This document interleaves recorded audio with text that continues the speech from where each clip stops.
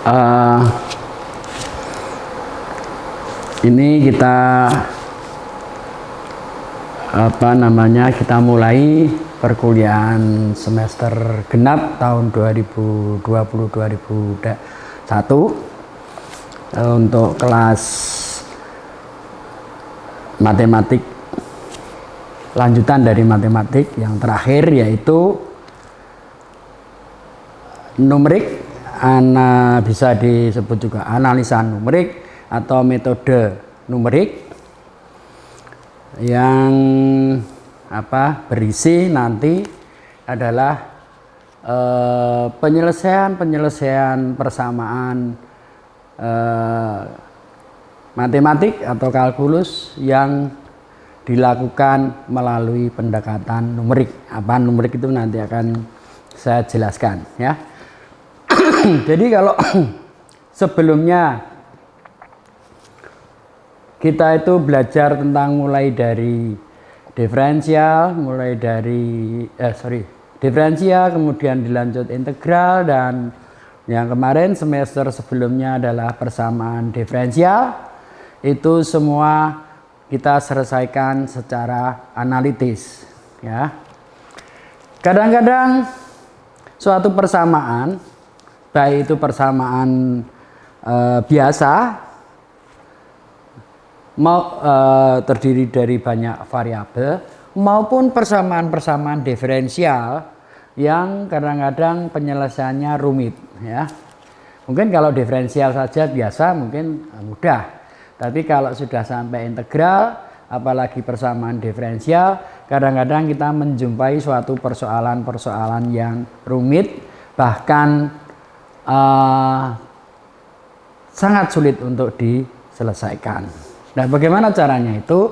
Ada satu cara untuk mendekati itu, ya, yaitu dengan cara pendekatan numerik, ya. Nanti kita memang sesuai dengan namanya, itu nanti kita akan bermain-main dengan angka, dengan numerik, ya. Kita olah tentu saja dengan metode-metode yang bisa dipertanggungjawabkan secara ilmiah, ya. Jadi kita nanti akan bermain angka, tapi dengan cara metode-metode yang sudah ditetapkan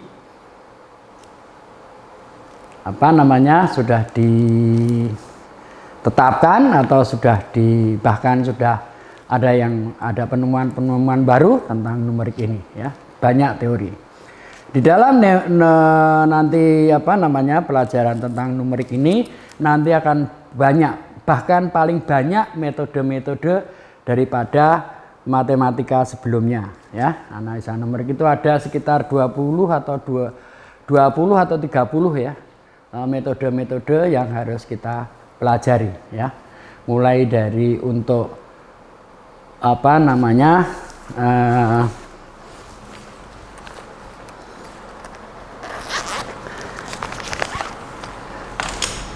materinya adalah numerik itu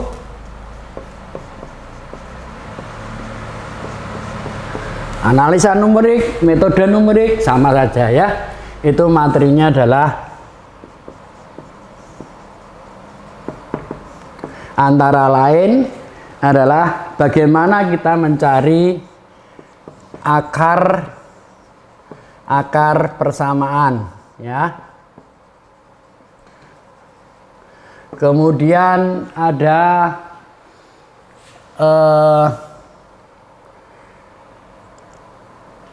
analisis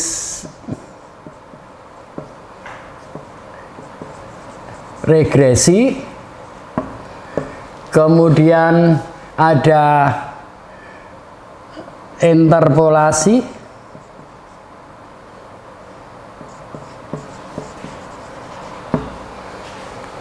ada macam-macam, ya. Di sini akar persamaan ada mungkin 3 atau 4 metode. Analisis regresi itu juga nanti ada beberapa variasinya. Interpolasi demikian juga ada 4 atau 5 metode. Kemudian ini nanti yang 3 ini akan kita uji kompetensinya di UTS atau ujian tengah semester. Kemudian ini untuk UTS ya. Kemudian untuk UAS-nya, untuk ujian akhir semester itu antara lain nanti integrasi numerik ya. Ya, integrasi numeris ya. Integrasi numeris ya. Kemudian ada persamaan diferensial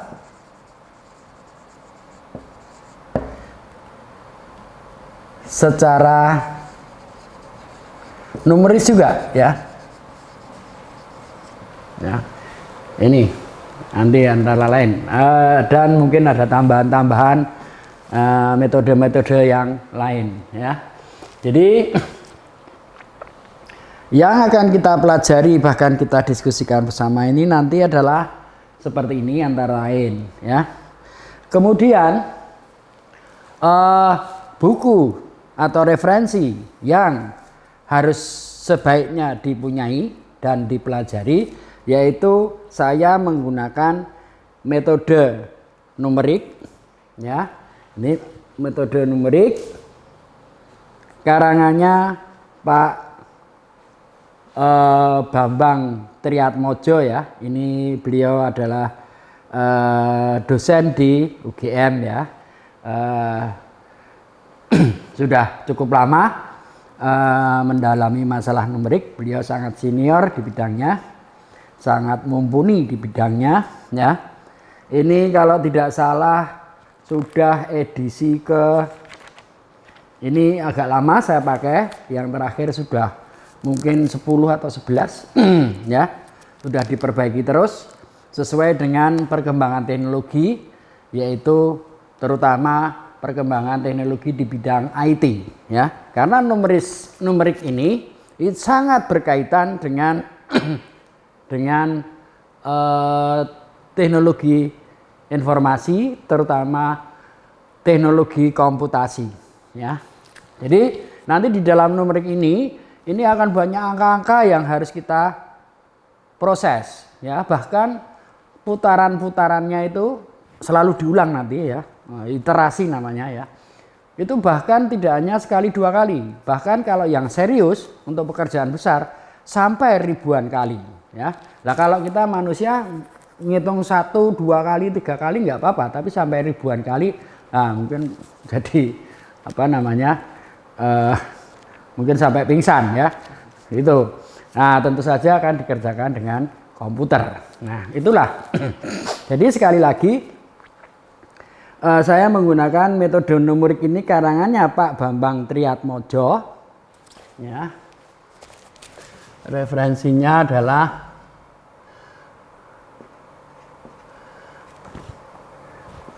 metode numerik karangannya Bambang Triatmojo ya. Pak Bambang Triatmojo ini dosen senior di UGM. Nah, tapi untuk referensi ini itu tidak hanya ini hanya ya sekedar salah satu referensi. Referensinya banyak sekali numerik ya. Di internet sangat-sangat banyak ya. Atau di buku-buku lain ya, dari ITB misalnya Pak Azhari atau siapa lupa saya, itu juga bagus analisa numeriknya. Ada juga dari perguruan tinggi lain yang juga sudah mengeluarkan buku yang bagus-bagus ya. Itu jadi bebas lah untuk referensi dari analisa atau metode numerik ini sangat banyak ya. Tapi saya nanti akan lebih banyak mengambil yang dari Pak Bambang Triatmojo. Yang penting nanti metodenya, metodenya ini saya nyari bahannya di sini sini ya, itu bebas saja semuanya. Kalau metodenya sama ya pasti hasilnya sama. Nah, saya kira itu untuk apa namanya pengantar dari kelas numerik ini. Kemudian sistem ujiannya juga sama, tidak ada perbedaan, hanya karena saat ini masih dianggap pandemi itu masih harus kita waspadai, terpaksa kita menggunakan sistem daring atau tatap muka. Mudah-mudahan nanti siapa tahu nanti di akhir semester atau di paruh kedua kita sudah bisa tatap muka, ya, gitu. Kita lihat perkembangannya. Itu yang jelas nanti yang pertama UTS ini nanti kita laksanakan sampai mungkin 2 bulan, setengah bulan, kemudian dilanjutkan dengan untuk yang materi UAS yaitu integrasi numerik dan sebagainya, ya. Yang perlu diperhatikan di sini nanti ya, walaupun tetap berlangsung, yaitu kalau tidak salah 2 bulan lagi kita memasuki bulan Ramadan, bulan puasa, ya. Itu mungkin tidak masalah, tapi karena ada lebaran pasti nanti ada sekitar 1 minggu 2 minggu yang libur, ya. Jadi nggak tahu saya UTS-nya itu nanti diselenggarakan sebelum lebaran atau setelah lebaran, ya, begitu. Jadi kalau UAS-nya nggak masalah, pasti nanti setelah lebaran baru kita selesaikan sampai Juni atau bahkan mungkin sebelumnya, ya. Untuk UTS-nya itu nanti ujiannya itu nanti mungkin sebelum lebaran, kemungkinan sebelum lebaran, ya. Kalau tidak salah puasa itu dimulai ya 13 April, berarti lebarannya sekitar ya 12 Mei itu sekitar itu,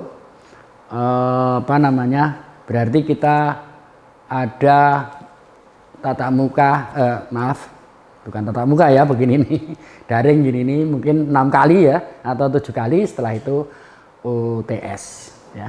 Mudah-mudahan bisa diselenggarakan sebelum lebaran, sehingga lebaran sudah pikirannya agak plong daripada nanti lebaran tapi masih menghadapi banyak ujian, ya, gitu.